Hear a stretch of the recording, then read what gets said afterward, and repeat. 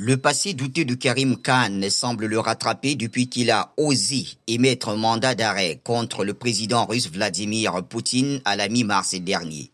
En effet, Moscou vient à son tour de lancer un mandat d'arrêt international contre le procureur de la Cour pénale internationale. Depuis cette annonce, Karim Khan ne trouve plus de sommeil, car la notice du mandat a été émise sans donner trop de précision. Date de naissance, 30 mars 1970.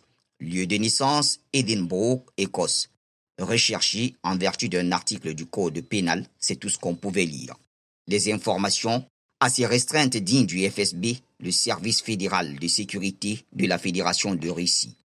Mi-mars, quelques jours après le mandat de la Cour pénale internationale contre Vladimir Poutine pour une présumée déportation illégale de milliers d'enfants ukrainiens dans le cadre du conflit entre Moscou et l'OTAN en Ukraine, des accusations qui sont d'ailleurs rejetées par le Kremlin, Moscou a aussi ouvert une enquête pénale contre Karim Khan et 3 juges de la Cour pénale internationale.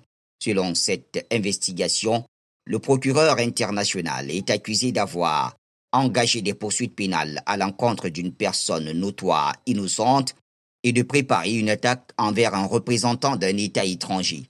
Les autorités russes ont qualifié le mandat d'arrêt de la CPI de nul et de non avenu, rappelant que la Fédération de Russie n'est pas signataire du statut de Rome et elle ne reconnaît donc pas la compétence de ce tribunal.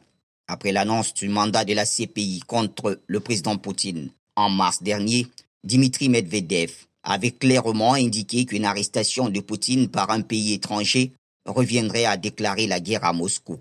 Si cela se poursuit, alors, avait-il dit, toutes nos capacités missiles et autres s'abattront sur le Bundestag, le bureau du chancelier, et ainsi de suite, a ajouté l'ancien président russe.